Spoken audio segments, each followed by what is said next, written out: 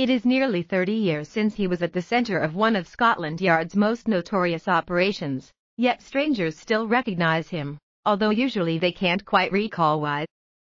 Colin Stagg is now 57, greying and portlier than when he hit the headlines in the early 1990s, but there is no mistaking his features as he heads to his local Tesco Express for his checkout shift. He was the innocent loner targeted in a police honey trap involving a blonde undercover officer whose mission was to get him to confess to a murder he did not commit. Mr. Stagg never admitted killing Rachel Nickell, 23, stabbed 49 times in front of her young son Alex on Wimbledon Common in July 1992, and there was no worthwhile evidence against him, but police still charged him with her murder. He spent a year in custody awaiting trial before a furious Old Bailey judge threw out the case, branding the undercover operation reprehensible. Later, after a double killer locked up in Broadmoor emerged as Miss Nickell's real murderer, Mr. Stagg received £706,000 in compensation from the Home Office for the stigma of still being wrongly considered the prime suspect in the case and therefore unemployable, years after he had been cleared. Now his story features in a 4-part Channel 4 drama about how the undercover Met officer codenamed Lizzie James tried to entice him into a confession in 1993. Photos from the set of the forthcoming series My Name is Lizzie show the undercover officer stumbling into the sea, her face etched with despair as the emotional strain of the investigation takes its toll.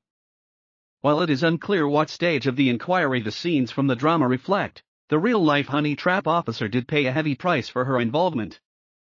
For 5 months Lizzie, played by Irish actress Niamh Algar, 28, called and wrote to Mr. Stagg, even dangling the possibility of sex as bait.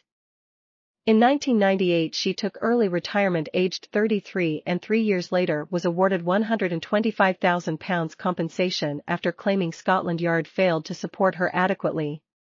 She has built a new life and her true identity cannot be revealed for legal reasons.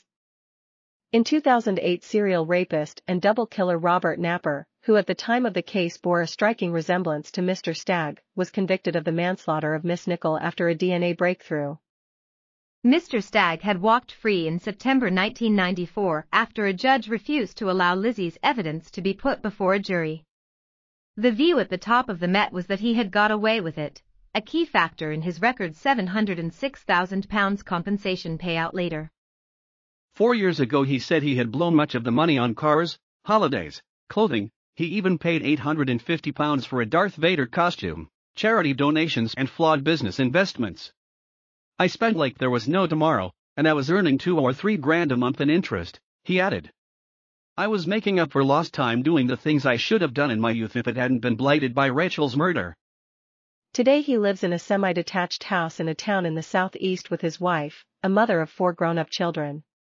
It is a 3-minute drive from the Tesco Express store where he works on the tills and as a warehouseman. His colleagues are aware of his history with the Nickell investigation. A friend said, sometimes customers recognize him and can't figure out where they've seen him. Colin and his wife went on holiday to Wales a year ago.